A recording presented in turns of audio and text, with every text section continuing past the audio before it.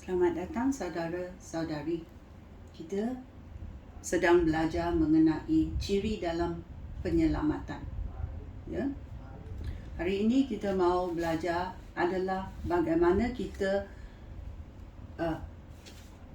minta ampun atas dosa kita. Ya. Dalam Mazmur 103 ayat 3. Tuhan mengampunkan segala dosa aku dan menyembuhkan segala penyakit aku. Ya. Ini dikatakan oleh Tuhan, ditulis oleh Daud, ya. Tuhan mengampunkan segala, bukan sedikit, segala dosa aku dan menyembuhkan segala penyakit aku. Tuhan boleh lakukan ini untuk kamu dan juga untuk saya. Ya. Ada kalanya dosa, ya, dosa yang kita alami mengakibatkan kita menjadi sakit. Ya. Ya. So kita panggil Tuhan menolong. Ya. Kita pergi ke Tuhan dan mengakui kesalahan kita dan kita minta ampun kepada Tuhan. Ya. Tuhan boleh sekaligus menghapuskan penyakit, sekaligus menghapuskan dosa kita. Ya. Dalam Yesaya babak 1 ayat 18 berkata, Tuhan berfirman, marilah kita selesaikan perkara ini.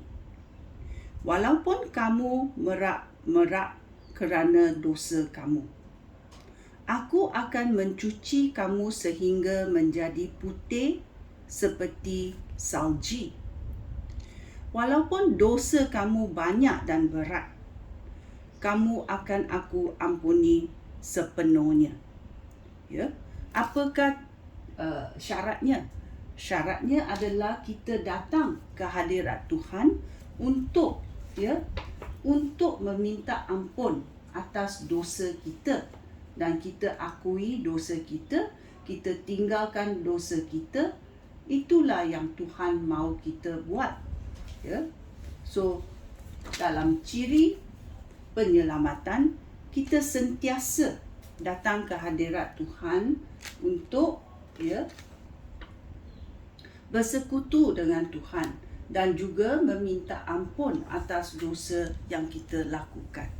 Kita mungkin lakukan dosa semalam aja.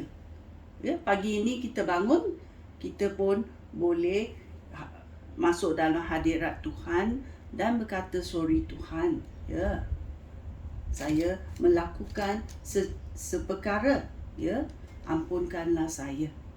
Ya.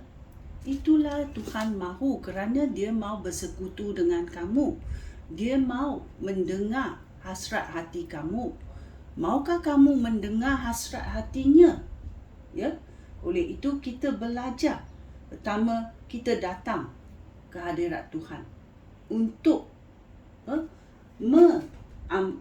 minta ampun atas dosa kita. Try lah. Kalau kita belum cuba, kita cubalah. Sekian, terima kasih. Shalom.